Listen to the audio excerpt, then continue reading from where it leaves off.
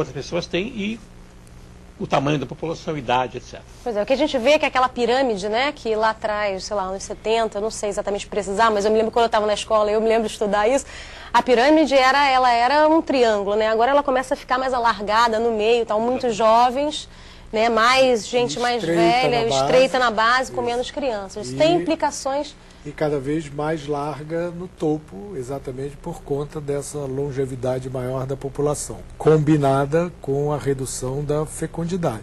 Só para ter uma ideia, a gente está trabalhando para encontrar no censo de 2010 cerca de 192 milhões de habitantes, por conta desse padrão de reprodução. Se a nossa população continuasse tendo o padrão de fecundidade da época em que a nossa estrutura etária era uma verdadeira pirâmide, hoje o Brasil teria mais de 230 milhões de habitantes. Ou seja, não nasceram o equivalente a 40 milhões de brasileiros nessas últimas décadas por conta da mudança do padrão reprodutivo da população. Olha, tem uma pergunta aqui até sobre isso. Humberto Paiva, de Belo Horizonte, ele diz que na Copa de 70 nós éramos 90 milhões em ação. Em 2000 já havia 100 milhões de brasileiros a mais.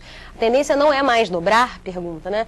Como é que a população, com a população estabilizada, fica mais fácil planejar melhor o futuro da nação, professor José Marcos? Ah, sem dúvida, sem dúvida. Eu não acredito, na verdade, eu digo sem dúvida, mas eu não acredito que o tamanho da população seja um problema em si.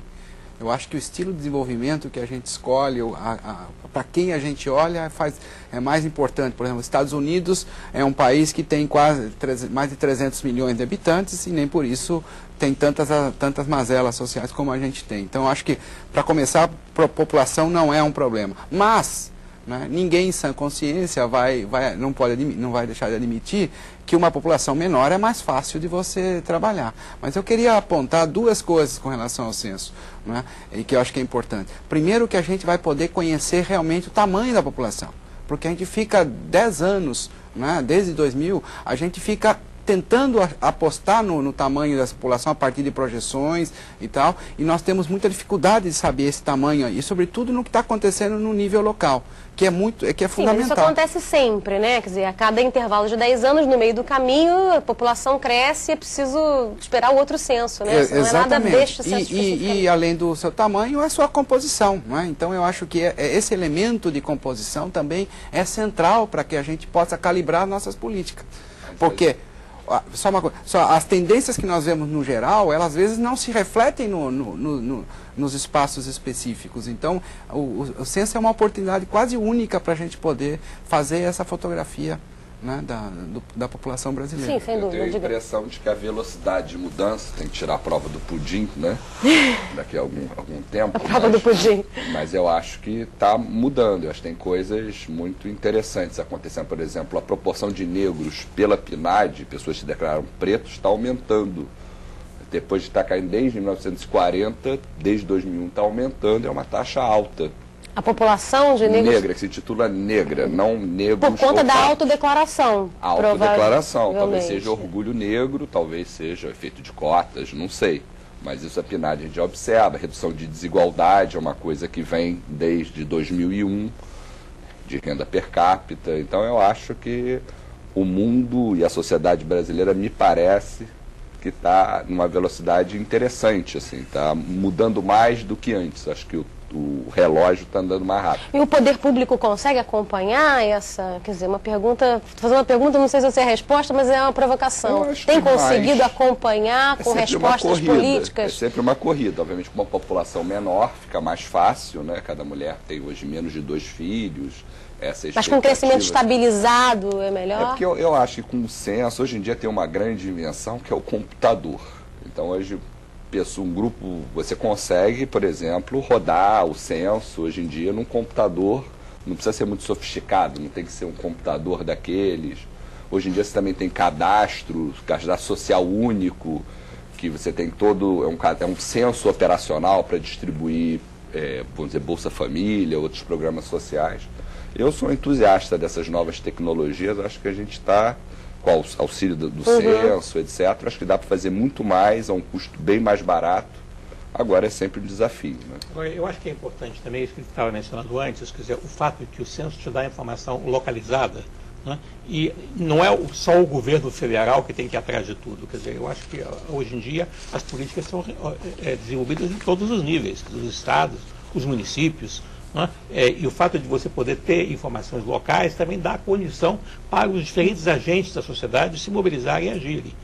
Essa ideia de que você faz um grande censo, bota na mão no governo federal, ele tem que fazer tudo, o governo federal é uma parte, né, de um conjunto. Você se refere aos gestores regionais, públicos? Os prefeitos, as organizações, até da sociedade civil também. Do setor privado, que toda a sociedade tem condições de buscar a informação que lhe interessa localmente e atuar a partir daí.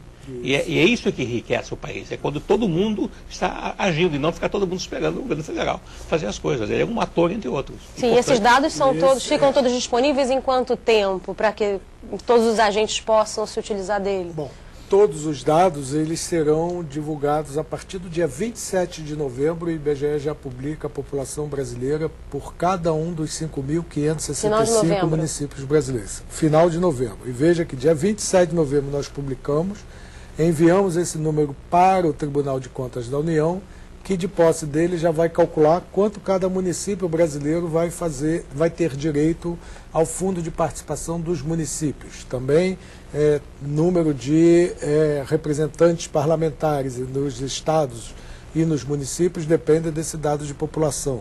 Uma outra informação importante, como cada vez mais é o gestor local, a prefeitura e o governo estadual que demandam essa informação para tomar decisão e buscar recursos, o IBGE cada vez mais tem esse público como um grande interlocutor, não só a área de pesquisa, não só o gestor federal, mas agora o gestor municipal não só quer saber, como quer acompanhar. Então o IBGE, até para o censo de 2010, tem em cada município brasileiro uma comissão onde divulgamos os processos, os métodos de trabalho e divulgaremos, a partir de 29 de agosto, diariamente, a população de cada um dos municípios para que todos acompanhem.